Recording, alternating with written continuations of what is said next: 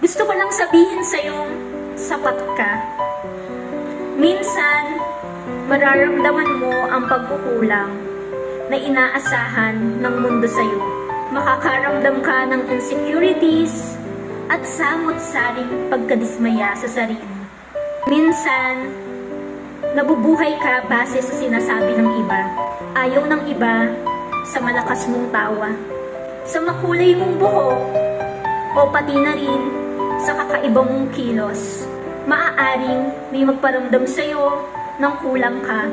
Maaaring may magsabi sa'yo na maraming nawawala sa buhay mo. Pero, tandaan mo na kahit ano pa ang sabihin nila, patuloy mong paniwalaang sapat ka. Wala kang kailangang patunayan sa iba. Ang buhay mo ay hindi nakadepende sa sasabihin ng ibang tao. Anong kailangan mong gawin? Pagbutihin ang sarili. All you need to seek is God's approval. God knows how unique you are. God knows how enough you are. Ayun, gusto ko lang sabihin na sapat ka. Nakakatuwa tong book na to.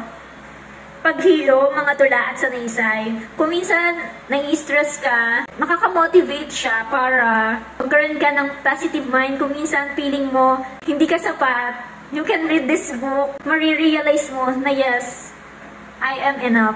Uy, diba? Kung gusto mo rin ng mga ganitong book, 100 pesos lang yung isa nito. Lalagay ko na nga lang sa yellow basket ang link and sa comment section. Ayun lang. Thank you for watching. Kating-ting. Bye-bye!